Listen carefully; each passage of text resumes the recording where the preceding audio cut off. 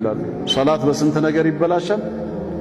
በስብት ከነዚህ አንዱ ከተፈጸመ አንደኛ الكلام العمد مع الذكر والعلم الكلام መናገር ምን አይነት ንግግር ሲባል العمد አውቆ ሶላቱስ መሆኑን ማለት ነው እያወቀ مع الذكر ከማስታወስ ጋራ ያረሳ ሆኖ والعلم ከማወቅ ጋራ ጃሂል ያልሆነ ከሆነ ሰላቱ ይበላሻል። አሁን ሰላት ውስጥ የሰዎች ንግግር ሰላትን ያበላሻል የሚባለው ሶስቱም የተሟላለት ግለሰብ ሲሆን ነው። አንደኛ አልከላሙ العمد እያወቀ ማለት ነው ሆን ብሎ የሚናገር ከሆነ ነው። ድንገት ከቁጥጥሩ ውጭ ሆኖ የሚናገር ሰው ሊኖር አይችልም። ደጅ ያበሳጨው ነገር አላወቀምና ሰላት ውስጥ ሆኖ ቢያወጣውስ አይካተትም እዛ ውስጥ። ሁለተኛስ مع الذكر ሰላት ላይ መሆኑን ከማስታወሱ ጋራ ረስቶ ቢናገርስ መርሳትም የብደት አንድ ፓርት ነው አይያዝበትም ነው።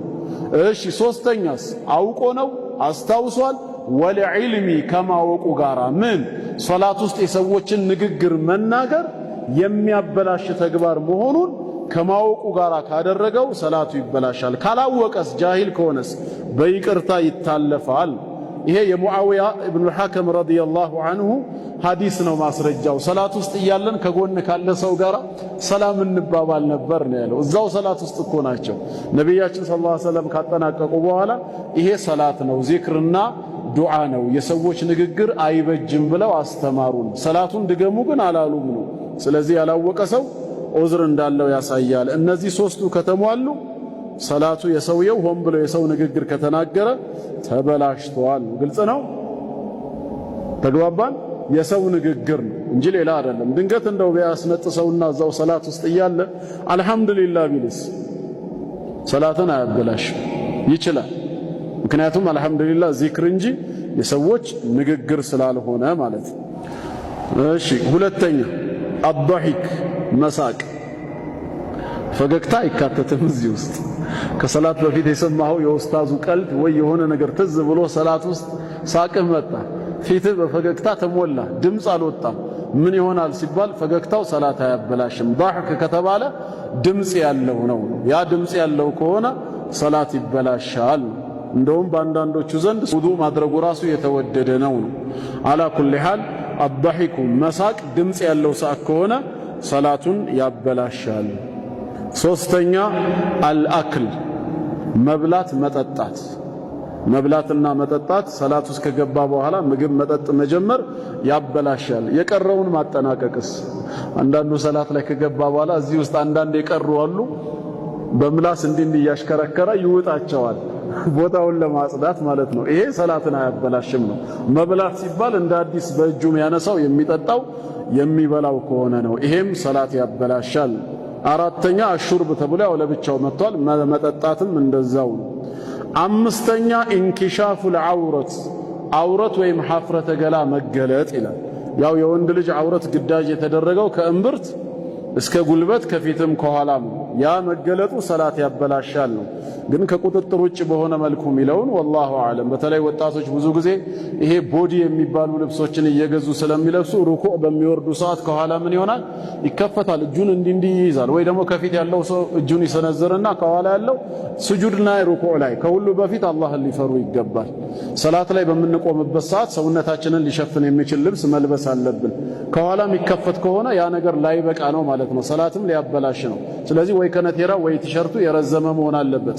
ወይ ደግሞ አዲስ ባትሌቱ የጠበበ ሱሪ ይገዙና ሱጁድ በሚወርዱበት ሰዓት ወደ ታች ነው የሚወርደው፣ ወደ ላይ ቀና አይልም፣ ረጅም አይደለምና እንዲህ አይነት ነገሮች ላይ ጥንቃቄ እናድርግ። የዐውረት መገለጽ ሰላትን ያበላሻል ብለው ፈትዋ ሰጥተዋል። ስለዚህ ሰላታችን ላይ ቀልድ እንዳይኖር ጥንቃቄ ያስፈልጋል። ግን እንደው ድንገት ከሆነ ለሚለው ወላሁ አዕለም። ስድስተኛ አልንሒራፍ መዘንበል አልከፊር በዛ ያለ መዘንበልን አን ጂሀቲል ቂብለቲ ከትክክለኛው ቂብላ አላሁ አክበር ብዬ በቂብላ ቆሜ ነበር። እንደዚህ አንዳንድ ጊዜ ያጋጥም ሊሆን ይችላል። እንዲህ አይችል መለስ ይችላል። ይሄ ሰላትን አያበላሽም። ብዙ አይደለም የሚባለው 90 ዲግሪ ከሆነ የዞርኩት እንደዚህ ማለት ነው አለቀ፣ ከሰላቱ ወጥቷል ነው። ብዙ የሆነ መዘንበል ከቂብላ ሰላትን ያበላሻል። አንዳንድ ጊዜ ግን ለኢማሞች የማእሙሙን ሰላት ለማስተካከል በሚሰግዱበት ሰዓት እንዲዞረው ማየት ይችላሉ። ነቢያችን ሰለላሁ ዐለይሂ ወሰለም ወደ ኋላችን ዞረው ሲያዩን እሳቸው ቁጭ ብለው ሲያሰግዱ ቆመውን አዩን። ፈአሻረ ቢየዲሂ በእጃቸው ተቀመጡ ብለው ምልክት ሰጥተውናል ነው። የማእሙሙን ሰላት ለማስተካከል ኢማም በዚህ መልኩ መዞር እንደሚችል ያሳያል ነው። ከዛ ውጭ ግን በዛ ያለ እንቅስቃሴ ከሆነ ሰላቱን ከቂብላ ሙሉ በሙሉ ወጥቷል የሚያሰኘው ከሆነ ያበላሻል ነው። ቂብላን መጠበቅ አለብን ነው።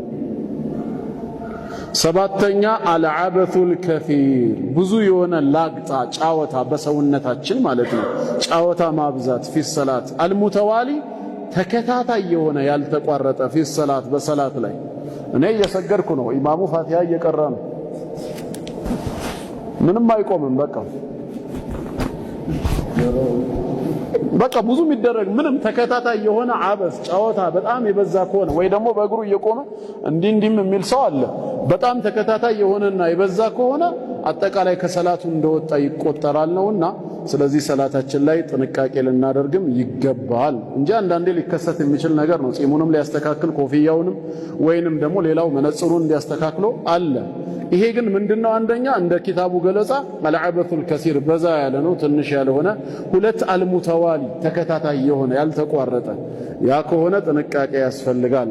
ስምንተኛና የመጨረሻ ያው ሁላችንም የምናውቀው ኢንቲቃዱ ጣሃረት ጧሃራ ወይም ውዱአችን ከፈረሰ ባይሆን እዚህ ላይ ያደራ ብዬ ማስጠነቅቀው ሼም የሚይዘው ሰው አለ። ሰላት ላይ ሆኖ አየር ያመልጠዋል፣ ውዱእ ተበላሸበት፣ ወይ ደግሞ ትዝ አለው ያለ ውዱእ ሰላት ውስጥ እንደገባ ምን ያድርግ? በቃ አጠናቅቄ ይወጣና ድጋሚ ውዱእ አድርጌ ተመልሼ እሰግዳለሁ። አይፈቀድም ነው ያለ ውዱእ መስገድ። ስለዚህ አቋርጦ ይውጣ። ሼም ከያዘው አፍንጫውን ይዞ መውጣት ይችላል። ያው ለስርት እና እነዚህ ምንድናቸው? ስምንቱ ሰላትን ያበላሻል የተባለው ነው። ወላሂ